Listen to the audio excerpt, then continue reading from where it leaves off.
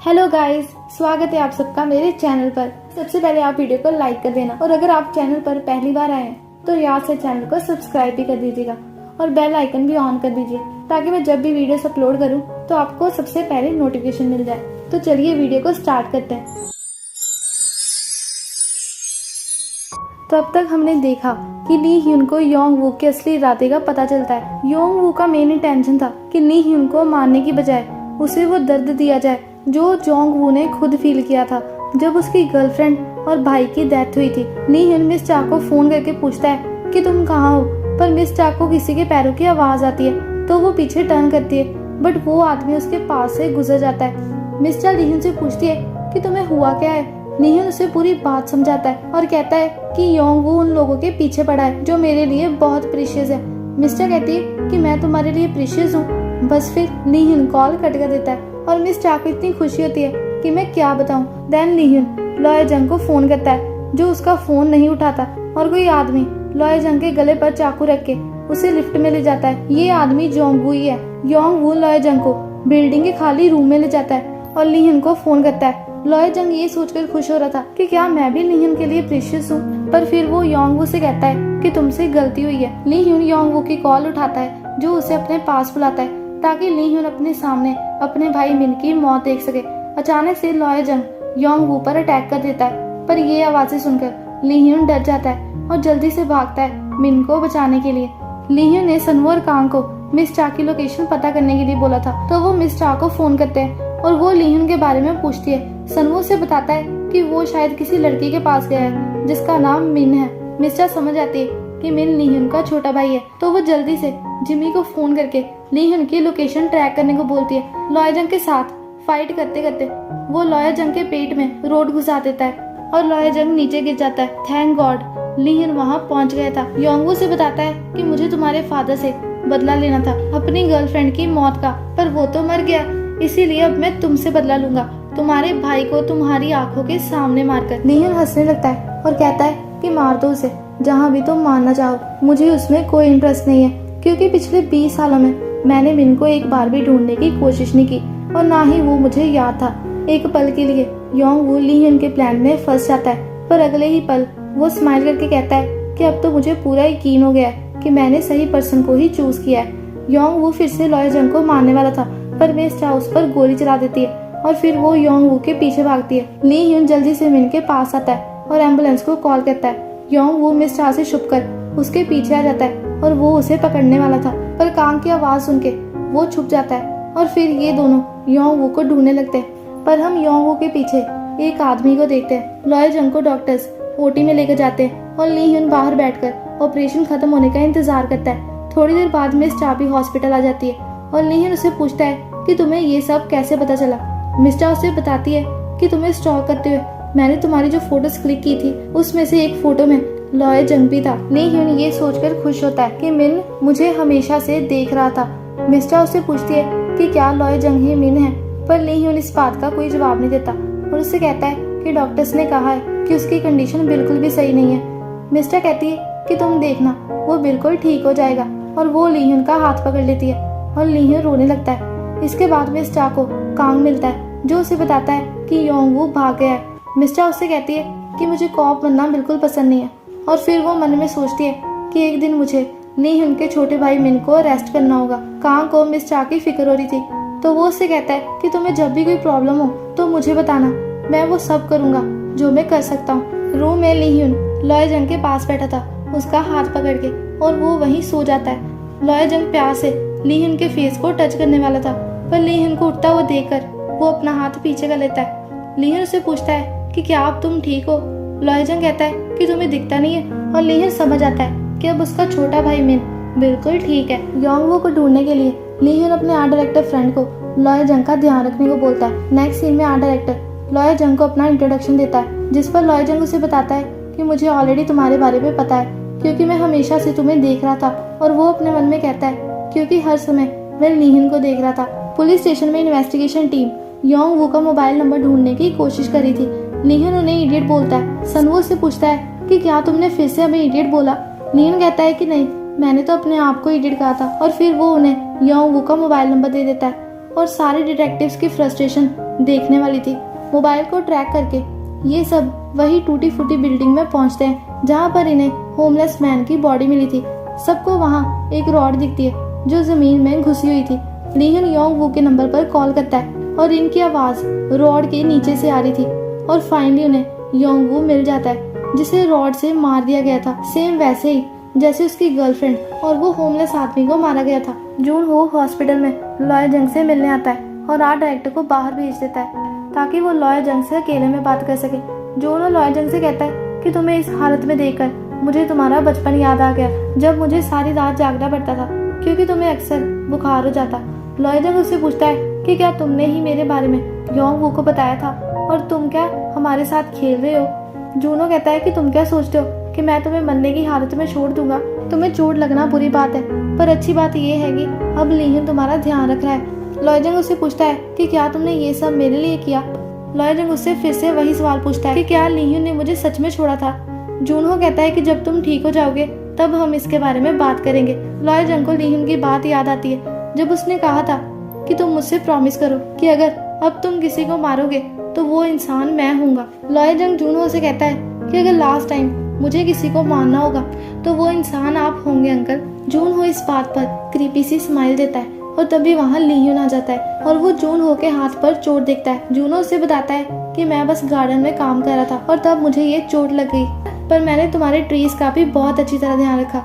और वो लॉयर जंग की तरफ देखकर कहता है कि तुम्हारे ट्रीज भी बहुत अच्छी तरह बड़े हुए हैं। और फिर लीहन लॉयर जंग की तरफ देखकर कहता है कि अब से मैं अपने ट्रीज का खुद ध्यान रखूंगा। जूनो कहता है कि ये सुनकर मुझे बहुत बुरा लगा।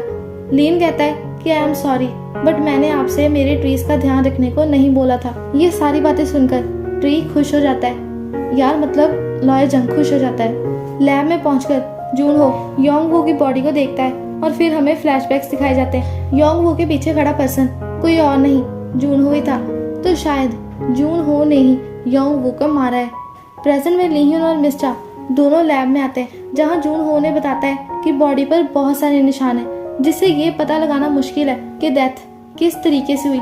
लीहन स्माइल करते हुए कहता है कि इतनी सारी इंजरीज को देखकर लगता है कि किलर अपनी आइडेंटिटी छुपाना चाहता था, इसीलिए उसने योंग वू को मारने के लिए बहुत सारे तरीके यूज किए।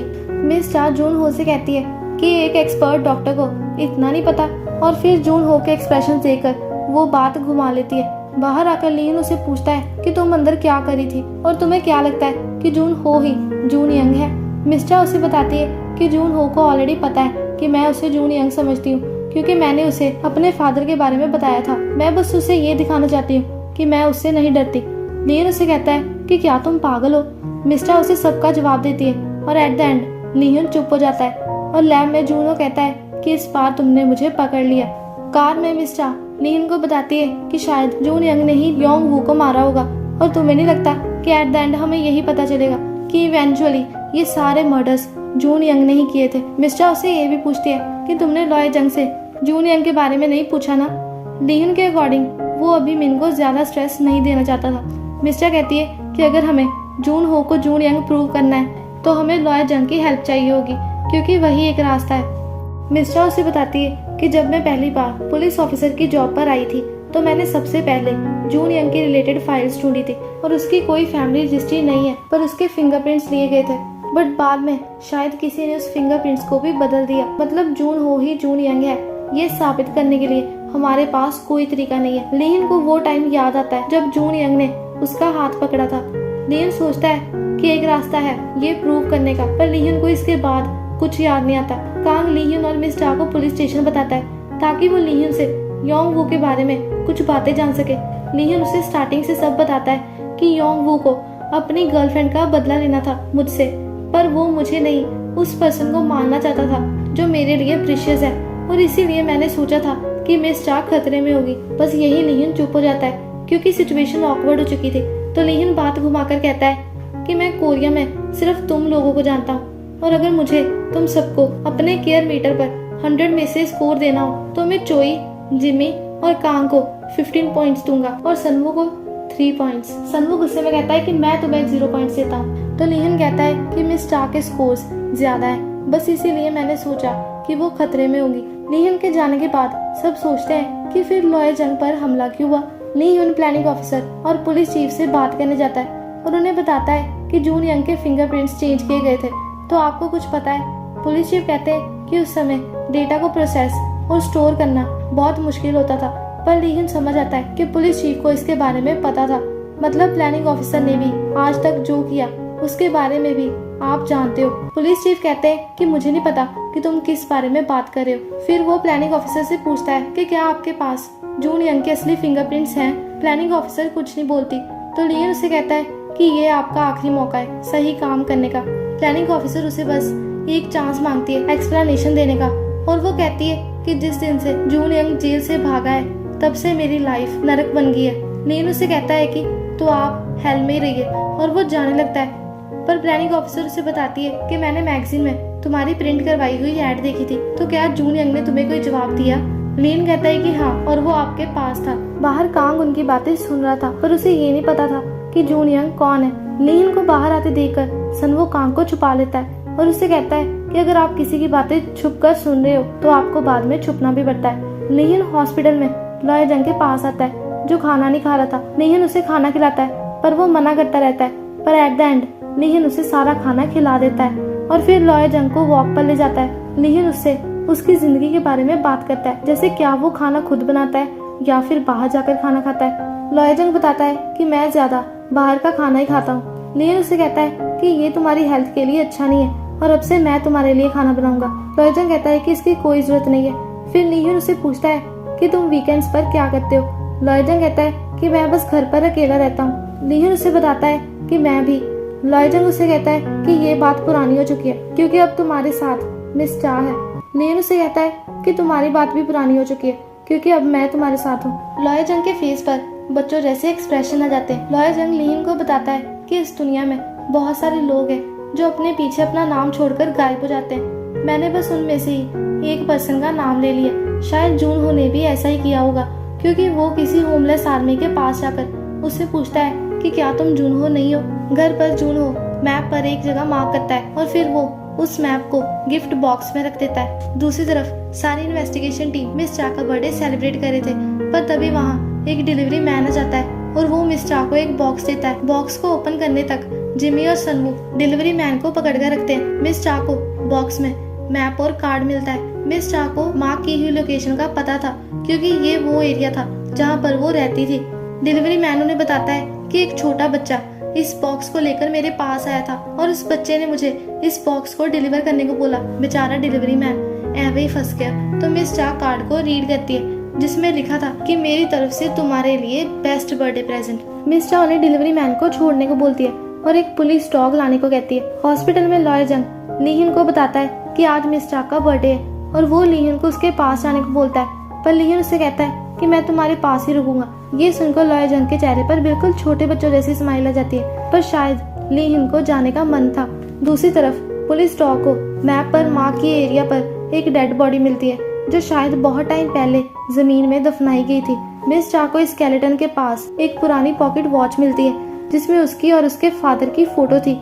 ये मिस चा के लिए सबसे बुरा बर्थडे गिफ्ट था क्योंकि ये स्केलेटन उसके फादर का था। मिस चा अपने आंसुओं को रोकने की कोशिश करती है और उन्हें बताती है कि ये मेरे डैड है, और फिर वो जून हो की बातें याद करती है जब मिस चा ने उससे कहा था कि कभी कभार फैमिली को उनके बिलव्ड मेंबर्स की डेथ के बारे में बताना जरूरी होता है। कांग मिस चा को संभालता है पर मिस चा वहाँ से चली जाती है। कांग ये बात पुलिस चीफ को बताता है और कहता है कि शायद मिस चा के फादर इनोसेंट थे और अब से मैं मिस चा के केस पर ज्यादा ध्यान दूंगा। मिस चा बस अपने फादर की फोटो ही देखी जा रही थी और टीम मेंबर्स को समझ नहीं आ रहा था कि वो उससे क्या कहें। तभी ली ह्यून वहाँ आकर ये सब देख लेता है तो जिमी उसे सारी बात एक्सप्लेन करता है। सनवो मिस चा को दिल खोल कर रोने को बोलता है। मिस चा कहती है कि पिछले 20 सालों से मैं यही सोच रही थी कि जब ये दिन आएगा तो मैं क्या करूंगी, और मैं ठीक हूँ।